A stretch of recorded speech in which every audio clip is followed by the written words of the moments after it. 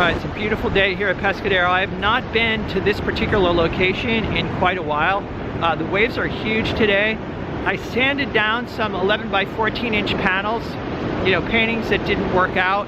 And I'm just gonna kind of play today and experiment. I think it's really fun to kind of take the pressure off sometimes and not expect to do a good painting. Just come out and experiment. So that's the goal here.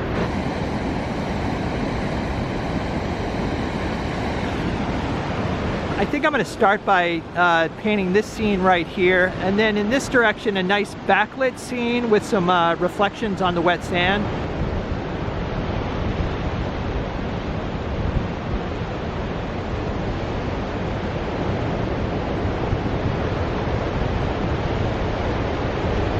Okay, so I've got my Anderson easel and my usual palette of colors, although I did squeeze out some extra colors here. This is cerulean blue pure and cobalt teal, and then also I think this is called radiant blue, and this is Gamblin, this is Utrecht, and that's Gamblin. I'm going to squeeze out a little bit of Gamblin solvent-free gel just to experiment. Painting over an old panel can be really challenging because there's the old image underneath. So what I try to do is just eliminate the original painting as quickly as possible, just with a thin layer of opaque paint.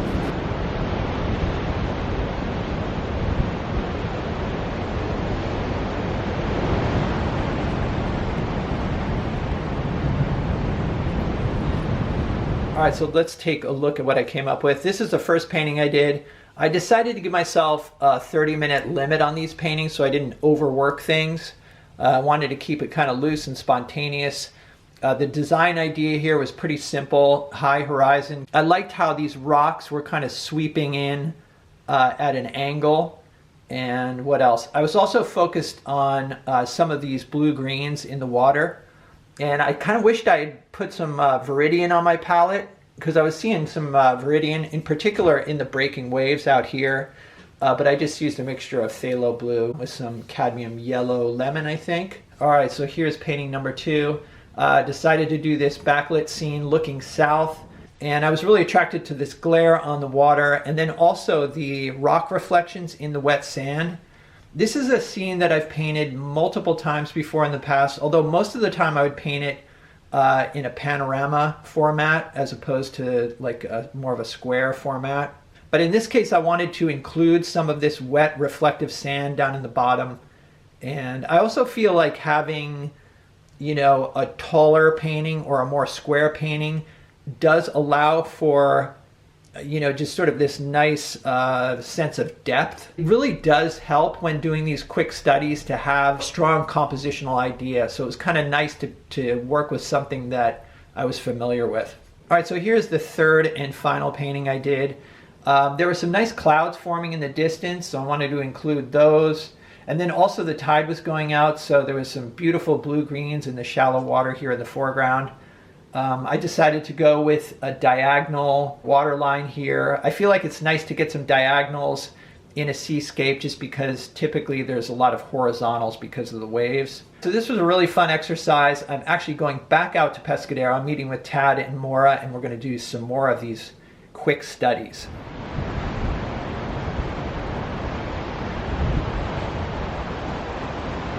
What I wanted to make sure was that I got, you know, the red in the cliffs here, because in the past I just make them super dark and no color. Do you think there's enough like distance right here? Because if you look off there, they're actually pretty dark. If I make them too light, then the whitewater around here won't work. Yeah, if I squint, it looks good. Okay, cool. I think we got it.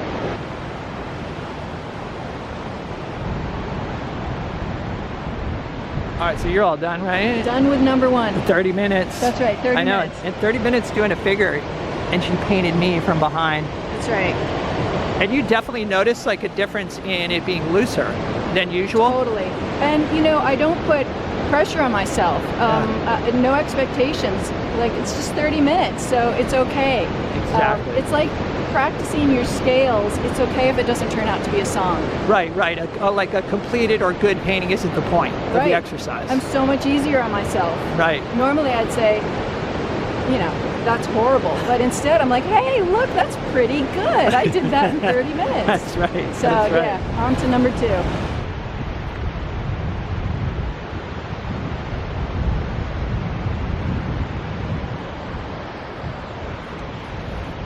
Moving on to my second subject, I think I'm gonna have to move my easel.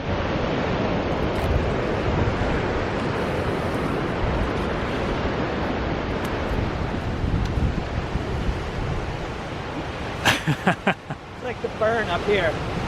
That actually might be the most like treacherous sort of relocate that I've done so far. Yeah. All right, so I'm gonna make something of this right here, and there's sort of like, I'm seeing kind of you know, directional energy kind of coming in this way, and so I'm going to kind of capture that, and then obviously, you know, some waves out in the distance. So here's the painting I'm painting over. I've got it flipped upside down just so it will be less distracting, and I've just used like 80 grit sandpaper and a power sander, just, you know, go over it for about 15 seconds to kind of knock down some of the high spots. I want to get you at 30 minutes. All right, it's done, it's done, it's done. All right. I love how there's like, you know, little bits of unpainted on the sweatshirt.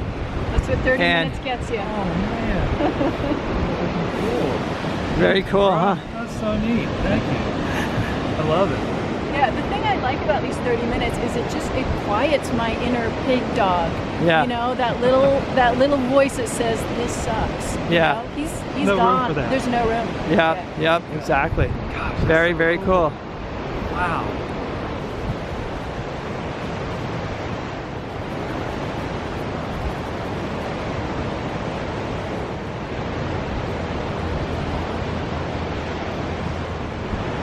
Coming up behind you. I don't want to scare you. That looks nice. I love that color in the sky. You use cobalt, right? No, it's just that was ultramarine and white. It's nice. All right, so breaking out the 16 by 20 for round 2. That's right. It's kind of a scene over here. There's like some. Oh yeah, so the mountains. I just put those in my painting too. Those distant cool. mountains. Yeah. Right, distant mountains right up here. Some nice saturation up front, and then like kind of a grounding rock, hopefully on the left there. I like your approach of just kind of keeping it blurry and just kind of keeping the energy flowing. Right. You know, just like that's the beauty of this fast exercise is you know you're going to get energy in the brush strokes whether you want to or not. If you're going to cover that panel, especially a 16 by 20. I mean, you're going to have to scrub to get that covered in a half hour. Yeah. That's good though. You can do it. Wow, that's almost done. Let's see. I've got 17 more minutes. 17 more minutes. Bring this on home. Wow. Did you pre-tone with Yeah. Okay, cool. Gotcha. Raw umber and raw sienna together. Nice. All right. 16 minutes now. Yep. All right. Yeah, I just cut. That's right. I just blew a minute for you. I want to have like some energy kind of going like that maybe. And so I'll sort of maybe suggest that. But already there's some kind of spontaneity happening here that's kind of cool, I think. So basically it's like sky shape, water shape, and then rocks, and that's it, you know. I'm gonna put a few more rocks out here, maybe like, you know, suggested along here to kind of break it up a little bit. And I got my glasses off, so everything's kind of just soft or blurry, I can't tell, which keeps me from getting, you know, it keeps me focused on the big shapes and not, you know, not any details. Just throw some white water in there and you're done. I know, yeah. It's like amazing how you can kind of like mass in these sort of mid values or whatever, and then you put that white water in and it just kind of comes to life. Cool. So I might be ready for lunch then. Sounds good. Oh no. The big reveal. Okay, you ready? Yeah, let's see. It's not going to be pretty. You guys can look at it before I do. Perfect. Let it dry and then just brush it off. Ah! Oh, but there's a nice vignetting to it. It's fine. I'll come back next week and do another one. There you go. Is it a wrap? I think it's a wrap. Oh wow, I love that energy. I kind of just You kind of went wild. scribbled a little bit. That's good. Like that's kind of like a Bellows thing right there. Oh yeah? Yeah, you know George Bellows? I know the name. Yeah, he does that. He'll put like a lot of dramatic energy into the brushwork.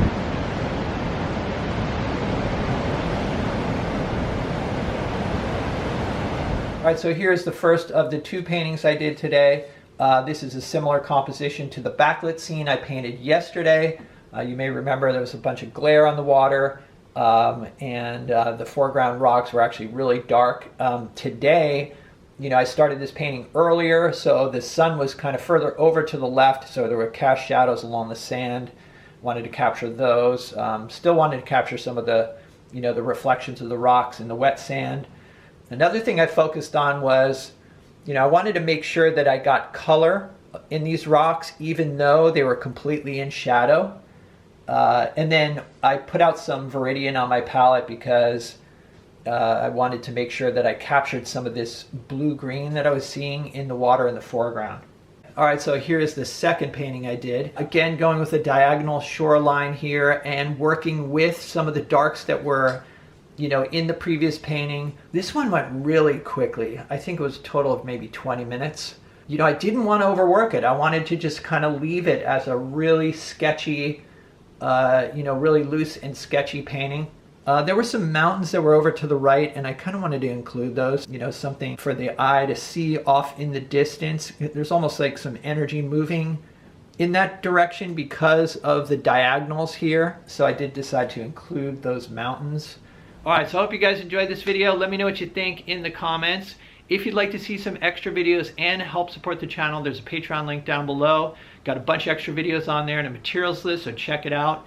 I will also link to Tad and Maura's Instagram in the description below, so be sure to visit their Instagram. Other than that, stay creative, and I'll see you guys in the next video.